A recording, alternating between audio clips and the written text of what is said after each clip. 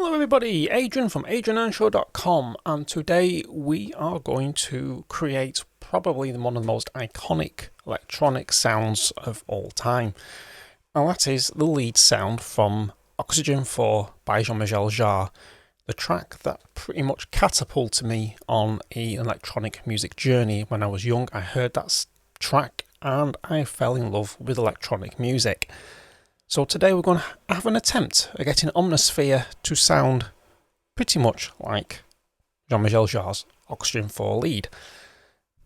And the sound we're aiming for is this one.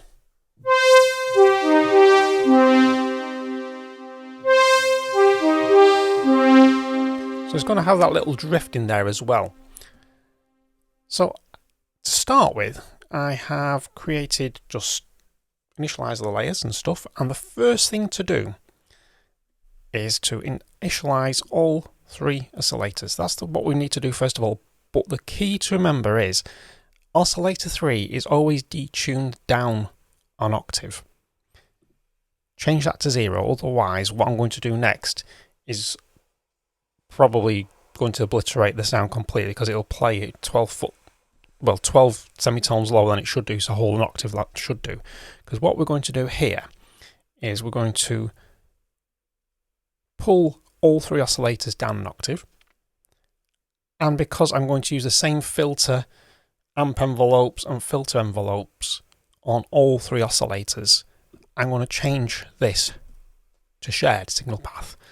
It saves me having to replicate those settings for each part and layer, and it also saves on CPU stacks, although this doesn't use an awful lot of CPU, to be fair, because what we're going to use is the normal waveforms, and I'm going to use the saw square fat, and I'm going to use that particular waveform on each of the three layers, and we get this. That's a little bit boring, because what I want to do now is just add a little bit of spread on these things. I want to just turn this down just a touch and turn this fine tune up a bit, so we get a slightly off center sound. Just thickens it up a little bit. And then to add a little bit more movement, to give that analog drift, we're going to put modulate with LFO. And that will automatically map to LFO 1, because back in the day, most analog synthesizers never stayed in tune very long. They drifted as you performed.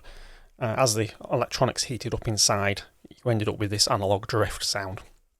Yes, I could use this bit here, but I want to sort of do it slightly differently. So I'm going to use an LFO, and I'm going to turn the rate down because I don't want it to be absolutely crazy.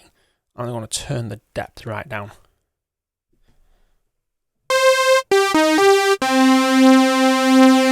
Get a slight undulating sound. I couldn't even say the word, then I should have probably picked an easier word to say. And the next thing we're going to do is engage the filter. I don't want anything fancy, I'm just going to use the basic 12 decibel low pass here. And I'm going to turn that up, the cutoff, to 5749. Keep the resonance down, don't need any resonance. Key tracking, we want just under 3/4 of the way around. Now the envelope, just before we go to the amp envelope, it will just play this again. Now, the original sound had a slight softer attack, should we say.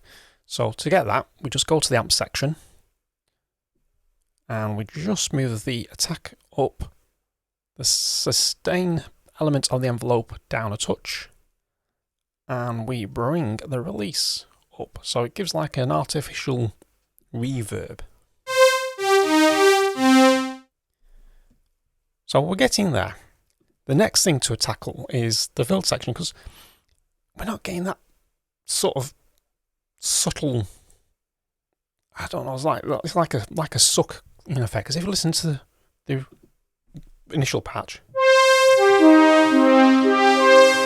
just like a little sort of like soft sucking sound at the beginning of that. And to get that, what you need to do, you need to invert the envelope.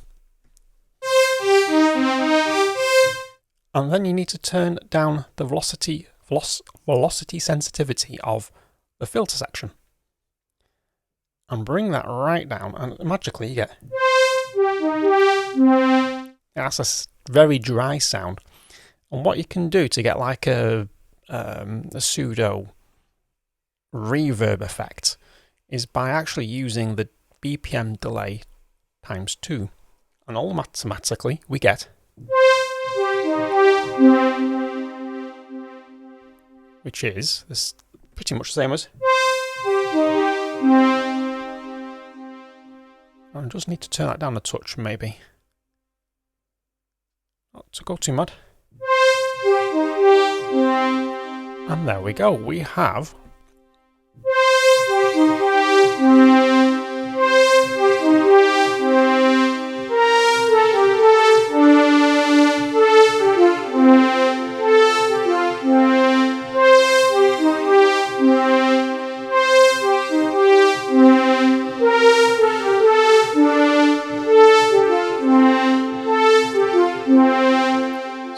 very simple, very straightforward. You have the iconic sound of Oxygene IV. Well, I hope you enjoy this video as much as I enjoyed experimenting and trying to create that sound. And if you did enjoy the video, please subscribe to the channel, give it a thumbs up, share it far and wide, comment below if you enjoyed it, and then I know I'm actually on the right track with these videos, because this is sort of like about the second or third one in the series that I've done so far. So we're still finding our feet, and it's just a different track for the channel to go down, recreating sounds from the electronic past. So until the next video, see you later.